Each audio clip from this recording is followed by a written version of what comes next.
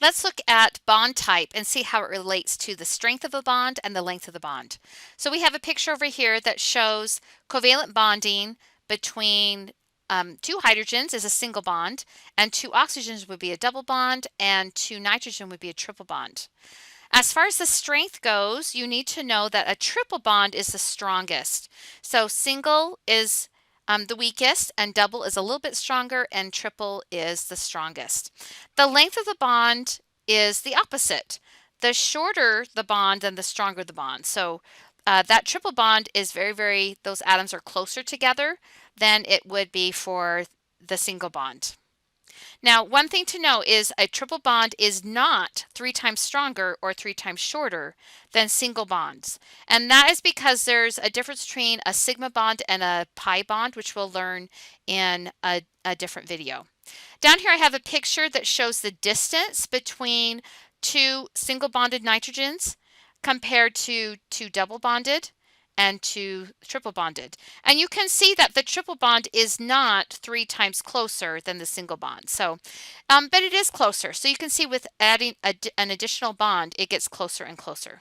You need to know what bond order is.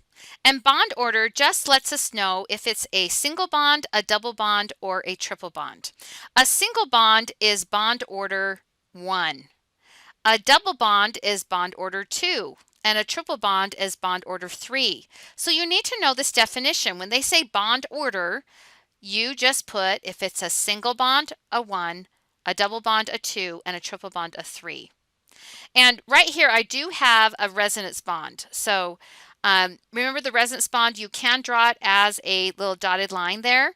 And this would have a bond order of 1.5, meaning that those electrons are going back and forth between those two oxygens. So if given a molecule like this, you should be able to tell me the bond order for every bond and also comment on the bond strength. So the bond order for A would be 1, B would be 1, C is 2, D is 1, E is 3 for the bond order, and F would be 1. Which one is the strongest bond? Well, that would be the triple bond. This one is the strongest. All the single bonds would be the weakest, and we do have one in the middle. That would be C. Let's talk about bond enthalpy. So when we look at enthalpy, we are talking about the energy to break a bond. Right here, I can see that I had to put energy into breaking that bond. So this would be an endothermic type of reaction because I have to put energy into it to break that bond. Now to form bonds, forming bonds is exothermic. Energy leaves when that bond is formed. Between the two, I can have the change in enthalpy. And this is the formula. You break your bonds and then you subtract making your bonds. So in a reaction, you break your bonds first, they rearrange, and then you make your bonds. So this little funny looking E, means the sum. So I'm going to add up the sum of the enthalpies of all the bonds broken, and then I'm going to add all the enthalpies of the bonds formed, and then I subtract. Here is a chart of average bond enthalpies, and you can see that to break a single bond takes less energy to break a double bond or a triple bond. So you can see that the strength of the bond is related to the enthalpy. But a chart like this will be given to you if you need to calculate bond enthalpies. Let's go ahead and do an example. So I'm going to break my bonds for my reactants, and I'm going to make my bonds for my products. So I'm just going to count up how many bonds there are and what their enthalpies are. Here is the chart that shows the energy required to break those bonds. So I'm going to be using that. So first of all, I have a carbon-hydrogen bond. So I look that up. It's right here. And I like to use brackets to keep everything organized. So 413. And then my next bond is a triple bond, which is right here, 839. And then I have another carbon-hydrogen bond, so 413. Oh, and I have one more thing. I have my hydrogen iodine bond, so 299. So I'm going to add all those up, and then I'm going to subtract it from my products. So this one is not drawn out. So I'm just going to sketch it out just to make sure I can count all the bonds that are there. So I first see that I have 1, 2, 3 carbon-hydrogen bonds. So I'm going to go 3 times 413.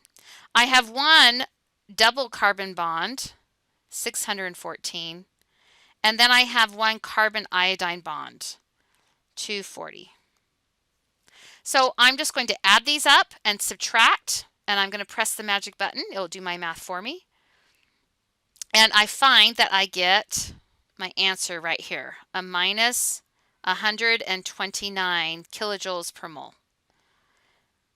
So this tells me that this is, as far as the difference, this is energy exiting, so this is exothermic. And it's exothermic because my delta H, or my change in enthalpy, is negative.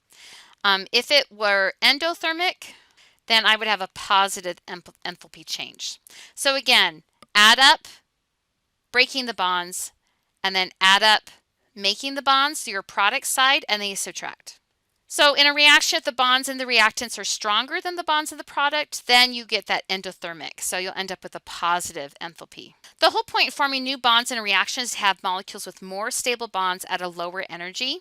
When we look at this chart right here, we see that I can have my atoms too close, and if that happens, the nuclei repel each other. And then here, my atoms are too far, so they don't have as strong of bond because they're so far away. Right here, this is the Goldilocks principle. They're at just the right distance. Notice that this is the lowest amount of energy here, so it's going to be more stable with a bond length of 74 picometers. That lower energy state means that it's the most stable, and that is why bonding occurs.